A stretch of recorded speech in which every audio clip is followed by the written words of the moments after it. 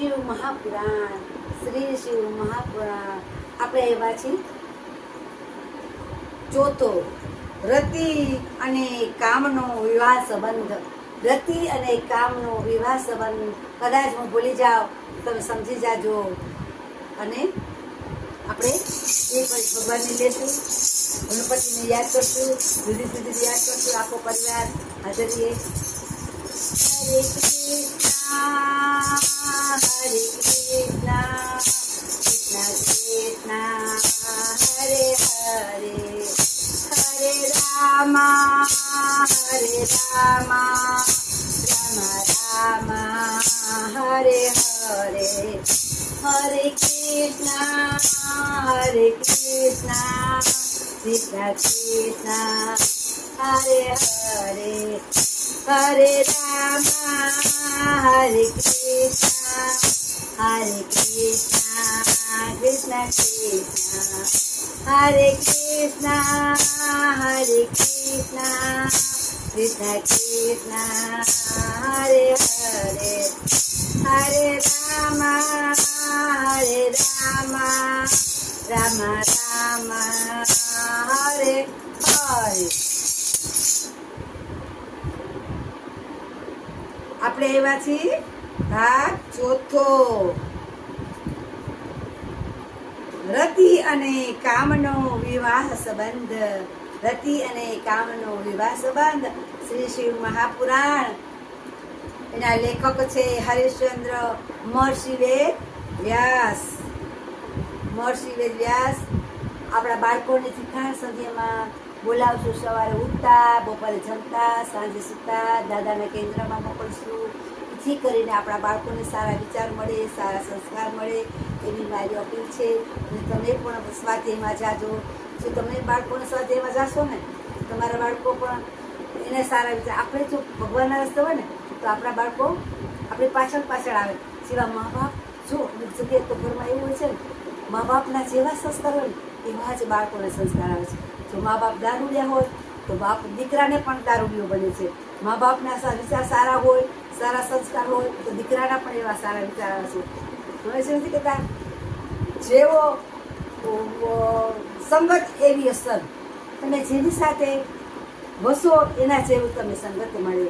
સારા સાથે રહો તો સારા વિચાર મળે, ખરાબ સાથે રહો તો ખરાબ વિચાર મળે. હંમેશા કોઈ સારું હોય, કોઈ ખરાબ હોય તો આપણે એની સાથે બોલવાનું નહીં, ચાલવાનું નહીં, એટલે પ્રેમથી સરી જવાનું. આપણે કોઈ દિવસ કોઈ સાથે બગાડવાનું નહીં. સંસારમાં આવ્યા છીએ તો આપણને સારા પણ માણસો મળે, ખરાબ પણ મળે, તો આપણે એની યાર કોઈ દિવસ બોલીને નહીં બગાડવાનું. આપણી રીતે આપણે સાચી રાખવાની. ભગવાનને કહી અમને ક્યારે અવળો રસ્તો ન આપતો, અમને સારા વિચાર આપજે, સારા સંસ્કાર આપજે, અમારા બાળકોને સારા વિચાર સંસ્કાર કોઈ દિવસ અવળે રસ્તે ના જાય. તમે દાદાના કેન્દ્રમાં જાશો તો તમે જરૂર તમારા બાળકોને સારા વિચાર મળશે. આપણે એક દાદાની કડી લેશું. કરાગ્રે વસતે લક્ષ્મી, કરમૂલે સરસ્વતી, કરમધ્યે તુ ગોવિંદમ, પ્રભાતે કરદર્શનમ, સમુદ્ર વસને દેવી, પાર્વતસ્તન મંડલે, વિષ્ણુપત્ની નમસ્તુભ્યમ, પાદસ્પર્શ સમસ્તમ, વસુદેવસુતં દેવં, કંસચારૂરમર્દનમ, વસુદેવસુતં દેવં, કંસચારૂરમર્દનમ, દેવકી પરમાનંદમ, કૃષ્ણમ વંદે જગદ્ગુરુ, કૃષ્ણમ વંદે જગદ્ગુરુ. આપણે ચોથો ભાગ આવ્યા છીએ, રતિ અને કામનો વિવાહ સંબંધ. નારદ બોલ્યા સૃષ્ટિ રચિતા અને પોતા પિતા બ્રહ્મા શિવલીલાની અદ્ભુત કથા હું સદાયુક્ત થઈ સાંભળતા ધરાતો નથી. હું તમારી કથા સાંભળતા ધરાતો નથી. મને એમ થાય હું સાંભળ્યા જ રાખું એમ કહે છે. માટે હવે આગળની કથામાં શું થયું તે સાંભળવા હું ઉત્કૃષ્ટ છું. આગળની કથામાં શું થાય છે તે તમે અમને સમજાવો, એ સાંભળવા માટે અમે તત્પર છીએ. એમ આધીન છે, ઉત્કૃષ્ટ છે એમ. અરે બ્રહ્મા બોલ્યા, શિવજી અંતર ધ્યાન થયા અને હું પણ મારા સ્થાને ગયો. શિવજી અંતર ધ્યાન થઈ ગયા અને હું પણ મારા સ્થાને ગયો. ત્યારે રૂપવાન આ કન્યા મારા શરીર થકી ઉત્પન્ન થયેલી છે. આ મારી કન્યા આપના ગુણો માટે યથા યોગ્ય જ છે, માટે તેનો પત્ની અને તરીકે સ્વીકાર કર. તેનો પત્ની તરીકે સ્વીકાર કર. આ મહા તેજસ્વી કન્યા યશ રહેશે તેમ કહીને દક્ષે તો પોતાની રતિ નામની કન્યા કામદેવને સોંપી. પોતાની રતિ નામની કન્યા કામદેવને સોંપી.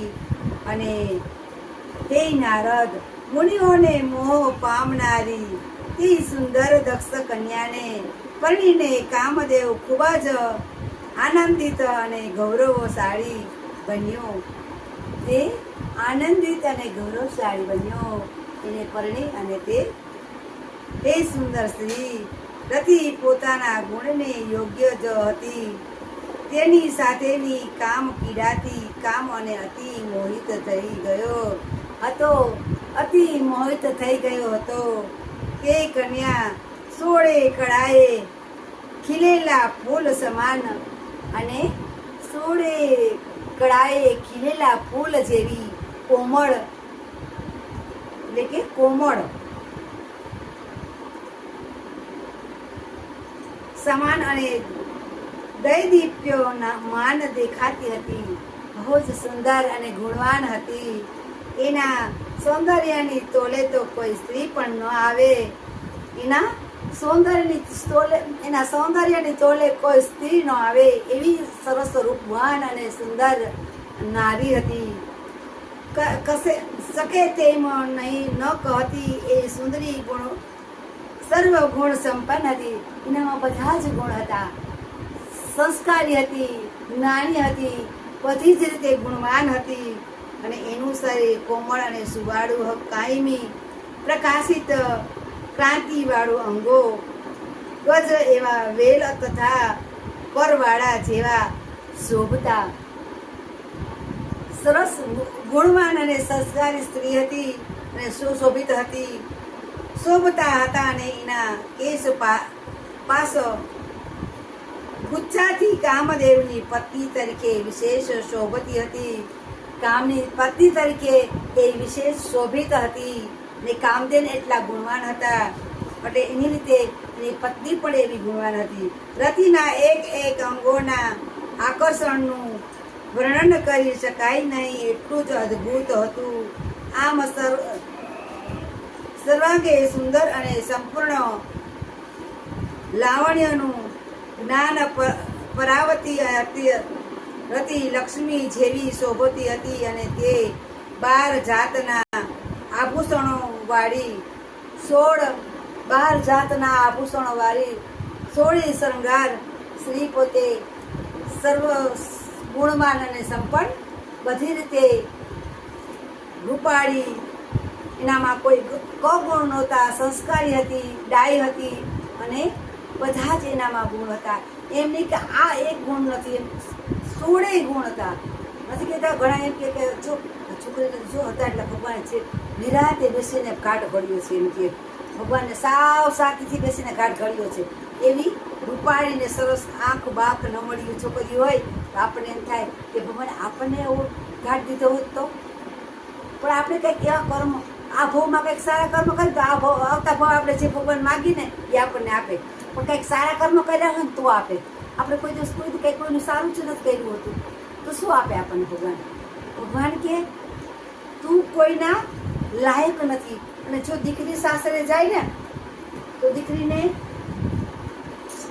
એમ કેવું કે બેટા પગ ઢાંકીને કામ કરજે.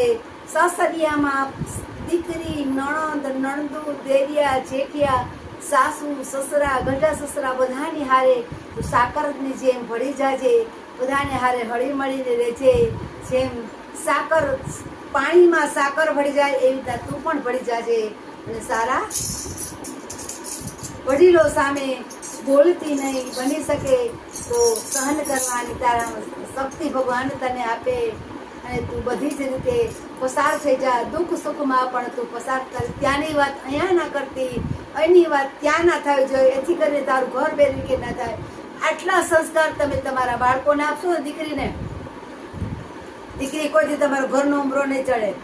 દીકરીને કહે તું કા સાસરીએ સારી અને કા તું વાઈકવો ઉભો છે, બાકી કોઈ દિવસ ઘરનો ઉમરો ન ચડતી. હા, બહુ અતિશય દુઃખ હોય, ઘણા તો દુઃખ જો દેહ હાટુથી દીકરીને હચોડી ટીપી નાખે છે, હારા મા દીકરી દેરાડે જેઠાડે થઈને મારી નાખે છે, પણ એને એવા કર્મ કર્યા હોય ને તો એને ભોગવવું જ પડે. કોકની દીકરીને હચોડી મારી નાખે છે, દેહ જાડુથી દેરિયા જેઠિયા ભેગા થઈને એને પતાવી દે છે અને એકા થઈ જાય. પછી એની પત્નીને મારીને કોઈ ઓલામાં આટા ના હોય ભાઈડામાં, તો ભાઈડો એવા ટાણી કાઢેલા પેટનો, એને ખબર નથી કે બાયડી છે તો મારું છે, મારું કોઈ નથી, એ માથે ઊભીને મરવી નાખે બાયડીને. બોલ, આવા કિસ્સા બને છે. પણ નહીં, કોકની દીકરી છે, આપણા ઘરની લક્ષ્મી છે. કોઈ દિવસ એને આંખમાંથી આંસુ આવે ને તો એક આંસુ સોના બરાબર ગણાય.